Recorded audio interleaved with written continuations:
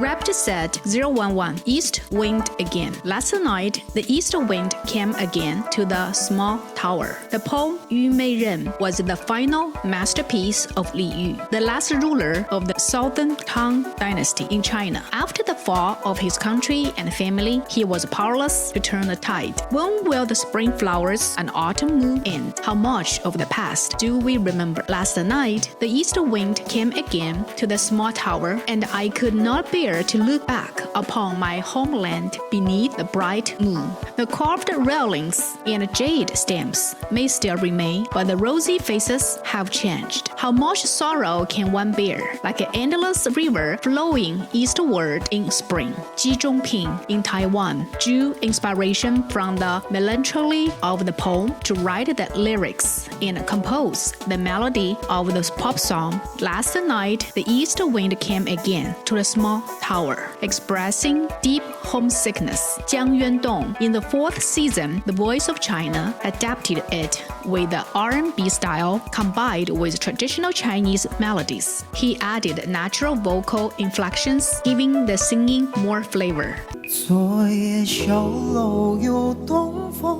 There are three particularly well-crafted revisions in the pop song. Firstly, in the climax of the song, the lyrics say, 人生何须终究换来一场风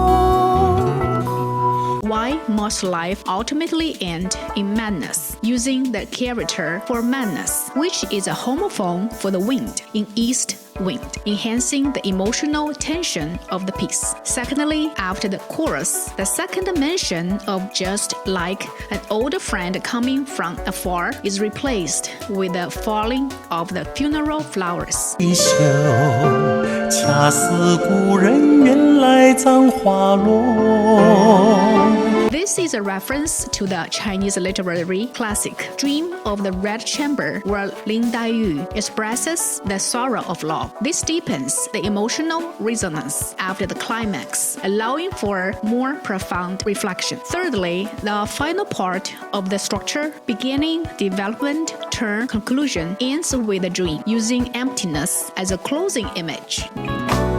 恰似回首终究一场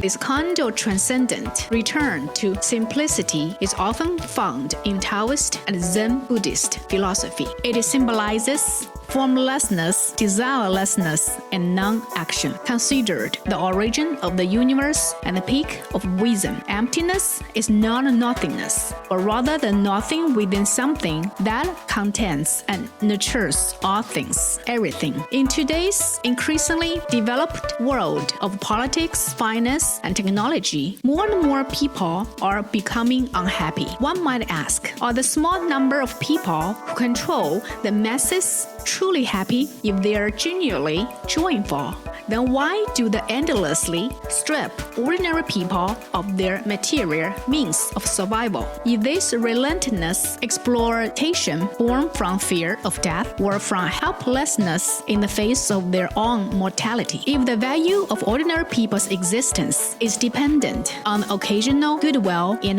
mercy of the fewer in power, rather than on the balance of forces like nation, race, and capacity, then what truly governs the world? Is it that those who power always win over destiny, or is fate simply toying with us all? Let us make a bold and compassionate assumption. If the richest 1% willingly give back 13% of their material wealth to the remaining 99% in various forms, and this cycle continued positively, would the world not become a better place? To put it another way, in other words, we must learn to cage power, not cage the people. Let's get two sentences from some famous Chinese anecdotes. Lian Po is old. Can he still eat? The club still exists, but the elder has aged. Welcome to the fancy dreamland to pursue your favorite art and jewelry. Free shipping within the United States. All items 20% off. Thank you.